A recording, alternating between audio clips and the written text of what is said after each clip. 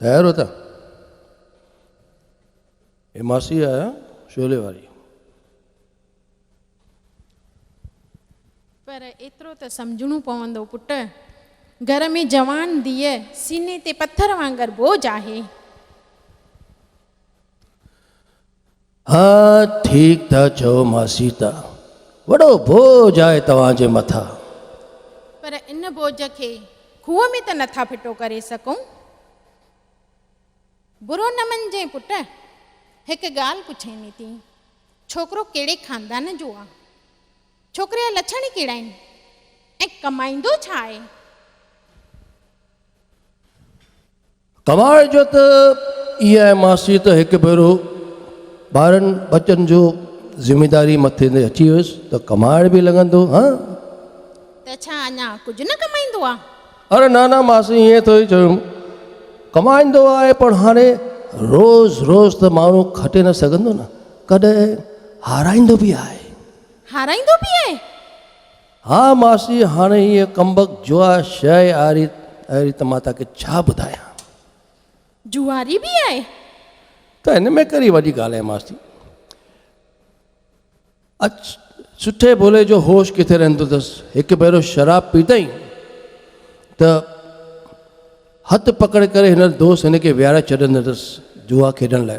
त हिन में वीचारे वीरू जो कहिड़ो ॾोह आहे मासी?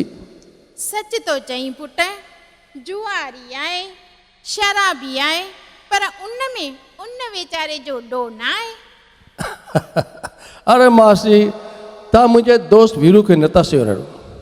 हिकु भेरो बसंती सां शादी करे त ॾिसो हुनजो जुए शराब जी आदत हुनजो 2 ॾींहंनि में छुटी वेंदुसि। हा मूं बुढीअ खे तो सम्झाई, जुए ऐं शराब जी आदत अॼु ॾींहं ताईं कंहिंजी लथी आहे? अरे मासी तव्हां मुंहिंजे दोस्त वीरू खे नथा सुञाणो। विश्वास रखो अहिड़े टाइप जो माण्हू आहे कोन। हिकु भेरो शादी थी वञेसि त उहो गाने ॿुधण वाणी वञणु छॾे ॾींदो, शराब पंहिंजो पाण छुटिजी वेंदुसि। हा हाय हाय, बाक़ी इहा कमी रहिजी वई हुई, गाने ॿुधण वारी वटि बि वेंदो आहे? त हिन में कहिड़ी वॾी ॻाल्हि आहे मासी। अरे गाना ॿुधण त राजा महाराजा वॾा वॾे ख़ानदान मां माण्हू वेंदा आहिनि। हा अच्छा, पोइ इहो बि ॿुधाए तुंहिंजो इहो दोस्त कहिड़े गुणवान ख़ानदान जो आहे? बसि मासी ख़ानदान जो ख़बर पवंदे मां तव्हांखे इतला करे छॾींदुमि। ठीकु आहे त सची तो चईं पुट, भले 1000 गुनाहनि में तुंहिंजे दोस्त जूं ग़लतियूं आहिनि, पर तुंहिंजे मुंहं मां उन जे लाइ तारीफ़ ई थी निकिरे। छा कयां मासी, मुंहिंजो त दिलि ई कुझु अहिड़ो आहे त छा मां इहो रिश्तो पको सम्झां? हा पको? हरगिज़ न। भले कुंवारी छोकिरी मुंहिंजे घर में वेठी हुजे, पर बसंतीअ खे हेड़े माण्हूअ सां शादी असुल न कराईंदमि।